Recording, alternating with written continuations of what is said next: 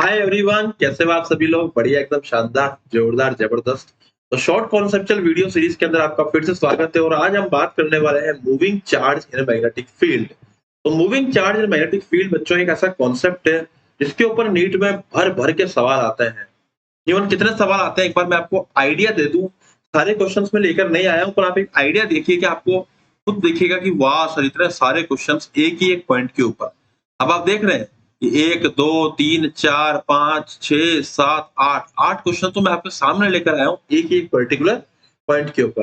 तो चलिए भैया शुरुआत करते हैं आखिर क्या है short moving charge in magnetic field का कॉन्सेप्ट। तो अगर आप बात समझे बच्चों, तो किसी भी मैग्नेटिक फील्ड के अंदर अगर हम लोग चार्ज को छोड़ते हैं, 1 सेकेंड, पहले मैग्नेटिक फील्ड बना दूं यहाँ पे। First of all I am drawing the magnetic field and किसी मैग्नेटिक फील्ड में अगर हम चार्ज को, जैसे मैग्नेटिक फील्ड है ये इनसाइड द प्लेन, ठीक है। अब इसमें कोई चार्ज जाएगा तो वैसे घूमेगा, तो व्हाट आई विल ड्रॉ इसकी मैं यहाँ पे फटाफट से ड्रॉ कर देता हूँ कि ऐसे मान लीजिए कि हमारा चार्ज है जो कि ऐसे घूमेगा, ठीक है। ये ऐसे क्यों घूमेगा? क्योंकि जब चार्ज ऊपर की तरफ जाएगा ना वी रफ्तार से, तो मैग्नेटिक फील्ड तो बी नीचे की तरफ है, तो वी क्रॉस बी तो फोर्स अंदर की तरफ लगेगा। तो वी क्रॉस बी जब फोर्स अंदर लगेगा तो चार्ज ऐसे घूम जाएगा। Getting my point? जब चार्ज घूम जाएगा, चार्ज रोटेट कर जाएगा बच्चों, तो उसका रेडियस वगैरह कुछ आएगा।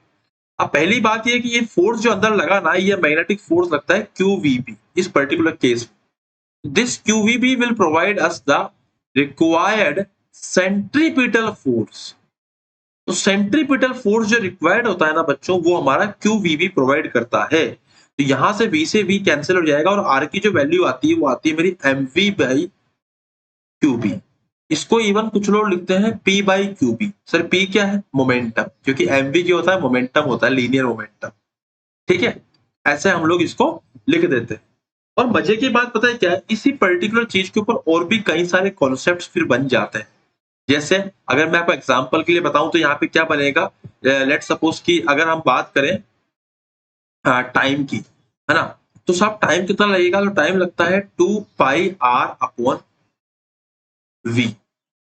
तो r की वैल्यू किसके बराबर है? mv बाई क्यूबी के बराबर है। तो ये जाएगा 2 पाई m अपॉन v से v कैंसिल हो जाएगा, नीचे q इंटू बी आएगा। और मेरा टाइम पीरियड तो स्पीड के इंडिपेंडेंट आ गया। हाँ, इसका मतलब कुछ भी स्पीड हो, इसका मतलब कुछ भी स्पीड हो, है ना, टाइम पे कोई भी फर्क नहीं पड़ता है, सिर्फ बी और क्यू पे और एम पे फर्क पड़ता है। Getting my point? मतलब क्यू टाइम जो होता है वो क्यू एम और बी पे ही निर्भर करता है, वेलोसिटी पे निर्भर नहीं करता है, स्पीड पे निर्भर नहीं करता है। गेटिंग माय पॉइंट बच्चों? चलिए कुछ क्वेश्चन देखते हैं इसके ऊपर फटाफट से। So question है, ionized hydrogen atom and alpha particle with the same momentum। तो ionized hydrogen atoms की जो बात कर रहे हैं ना, ये तो ratio of their radius of their path. तो भाई मोमेंटम सेम है तो दोनों का रेशियो क्या रहेगा? चलिए रेशियो की बात करता हूं मैं। बेटा मैं गांव में हूँ, गांव में आप लोगों को हर प्रकार की आवाज आएगी, तो भी आपको चिड़ियाओं की आवाजें आ रही होंगी। हालांकि कई शहरों में आती है, बट जहां मैं रहता हूँ वहां बहुत कम मुझे सुनाई देती है। यहाँ मुझे बहुत अच्छा लगता है कि यहाँ पे नेचुरल चीजें सारी आपको अवेलेबल हो जाती है बहुत इजीली। चलिए इसी बात पे क्वेश्चन देखते हैं बच्चों। The ratio of the radii of their path R H and R alpha. तो भैया R H and R alpha का रेशियो क्या हो जाएगा? अगर मोमेंटम दोनों का सेम है तो it depends on charge only and R will proportional to 1 upon q only.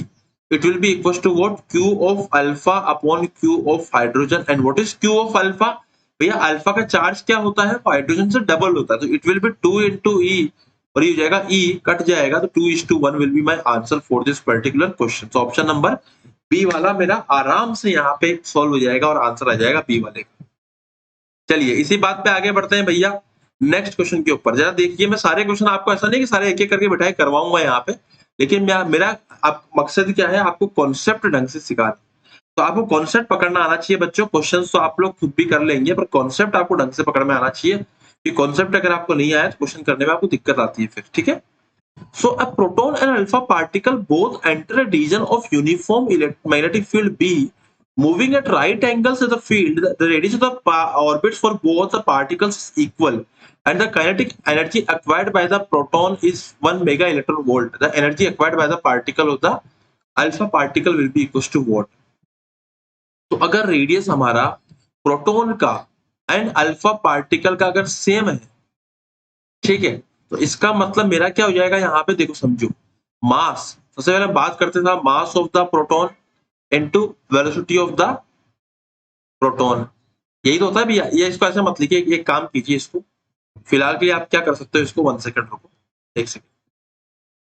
हाँ, तो मैं समझिए बच्चों कि हमारा एक्चुअल में हमारी जो आर होता है वो होता कितना है, mv बाई क्यू बी। ये तो होता है हमारा आर। ठीक है, अगर मैं बात करूं एनर्जी की, तो साहब एनर्जी क्या हो जाएगी, काइनेटिक एनर्जी। काइनेटिक एनर्जी होती है साहब half M V square. Getting my point, half M V square. अगर तुम ध्यान से देखो बच्चों इसको, तो इसको मैं लिख सकता हूं half M V, kinetic energy को लिख दूंगा मैं M V by M V का होल स्क्वायर।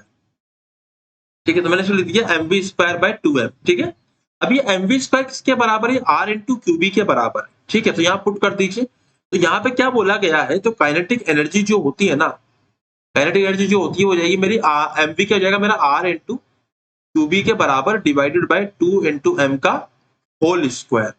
अब अगर तुम ध्यान से देखो तो एक चीज समझो बच्चों कि हमारा काइनेटिक एनर्जी प्रोटॉन की 1 मेगा इलेक्ट्रॉन वोल्ट दे रखी है, divided by kinetic energy of the alpha particle. अब प्रोटॉन की तो मुझको 1 मेगा इलेक्ट्रॉन वोल्ट दे रखी है, लेकिन हमारे अल्फा इसकी पहले देखो आर क्यूबी अपॉन 2m आएगा। देखो 2 से 2 कट जाएगा, दोनों केसेस में आर से आर कट जाएगा, क्योंकि दोनों का रेडियस जो है ना वो सेम है दोनों के केसेस के अंदर। अब सिर्फ चार्ज बी भी कट जाएगा, क्योंकि ए सेम मैग्नेटिक फील्ड में सिर्फ क्यू पे निर्भर करता है, तो क्यू स्क्वायर।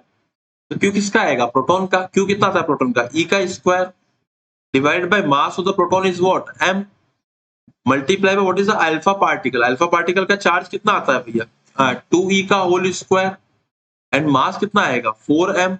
ओहो, m से m कट जाएगा, e स्क्वायर से e स्क्वायर कट जाएगा, 2 का स्क्वायर 4 हो जाएगा, 4:4 1 हो जाएगा। इसका इसका मतलब दोनों का जो रेशियो है ना वो 1:1 आ रहा है। So option number B is matching with the answer for this particular question. तो भाई ये है हमारा एक ऐसा कॉन्सेप्ट जिसके ऊपर बार बार नीट में सवाल पूछ लिए जाते हैं। और मजे की बात क्या है कि नीट वाले क्वेश्चन भी बार बार एक ही टाइप की चीजों में पूछते हैं। आप देखो 2019 में, 2015 में और 2012 में हर बार इन्होंने अगर कोई 2 पार्टिकल लिया है तो एक प्रोटॉन और एक अल्फा लिया है। इसमें भी अगर आप देखोगे तो प्रोटॉन कैरिंग है 1 mega electron volt kinetic energy is moving in a circular path of radius r in uniform magnetic field. What should be the energy of an alpha particle to describe a circle of the same radius or the same field? अगर radius same होगा, field same होगा, तो उस case में energy कितनी जाएगी हमारे alpha particle की। तो सेम कॉन्सेप्ट को दोबारा यूज करके बच्चों आप इस क्वेश्चन को भी सोल्व करेंगे। तो मेंस में आया हुआ, AIPMT मेंस में आया हुआ 2012 का एक क्वेश्चन है, आपको जरूर करना है। ओके, चलिए आगे देखते हैं बच्चों यहाँ पे। और हाँ, अगर आपको किसी भी क्वेश्चन में जरा भी डाउट लगे, आप मुझसे बिंदास कमेंट बॉक्स में आके पूछ सकते हैं, उसमें कोई दिक्कत वाली बात नहीं। Under the influence of uniform magnetic field, a charged particle moves with a constant velocity speed v in a circle of radius r. The time period of the rotation of the particle what? Time period क्या depend करता है, is independent of both v and r, depends on both v and r. देखो time क्या लिखा था मैंने अभी यहाँ पे, टाइम लिखा था मैं 2 pi m upon qb, तो is independent of both v and r. ये v और r दोनों के बिल्कुल इंडिपेंडेंट है। क्लियर है बच्चों सभी लोगों को बढ़िया से अच्छे से। और देखते हैं, देखो इसी प्रकार के और क्वेश्चन दे रखे हैं यहाँ पे। A charged particle moves with a uniform magnetic field, moves through a magnetic field in direction perpendicular to it. Then the speed of the particle will remain unchanged. Direction of the particle remain unchanged. Acceleration remain unchanged. Velocity will remain unchanged. Only speed will remain unchanged. अब बच्चे पूछते हैं कि sir acceleration में भी तो remain unchange है, तो उसमें भी कौन सा चेंज हुआ, वो भी तो चेंज अनचेंज ही रखा है। ऐसा नहीं है बेटा, एक्सेलरेशन जो है ना वो वेक्टर क्वांटिटी है, और vector quantity with direction change करती है। We can not say that acceleration is also constant. We can only say that की velocity is constant. Getting my point.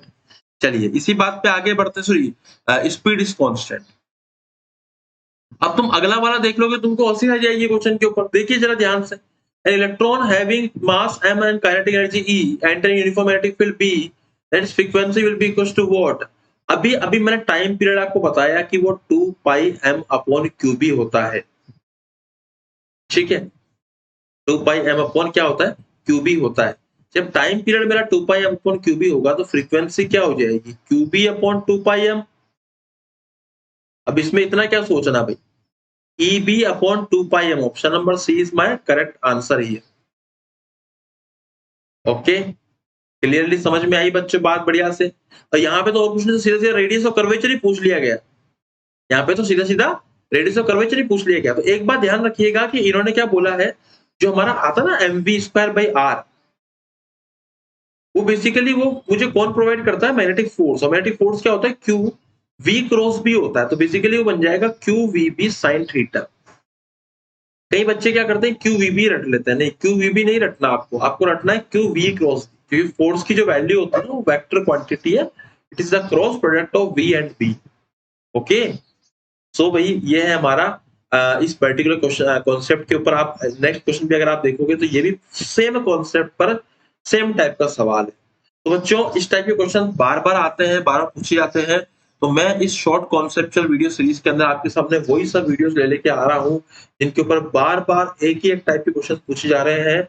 And इनको अगर आप कर लोगे, इन छोटे शॉर्ट कॉन्सेप्चुअल वीडियो सीरीज को अगर आप कर लोगे, क्वेश्चंस को कर लोगे, तो आपको नीट में बहुत फायदा होने वाला है बच्चों। बहुत जबरदस्त तरीके से आप क्वेश्चंस को फोड़ने वाले हैं। Okay, so thank you so much.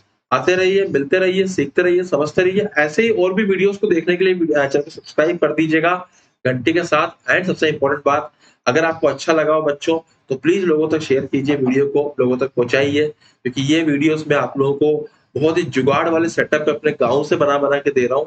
Even शादी के माहौल में बीच में बना के दे रहा हूँ, ताकि आप लोगों की कोई भी 1% भी कमी न रह जाए पढ़ाई के अंदर, और कहीं से भी कहीं तक कोई दिक्कत ना आए। तो लोगों तक शेयर जरूर कीजिएगा। Thank you so much. Happy learning. जय हिंद, जय भारत। Thank you.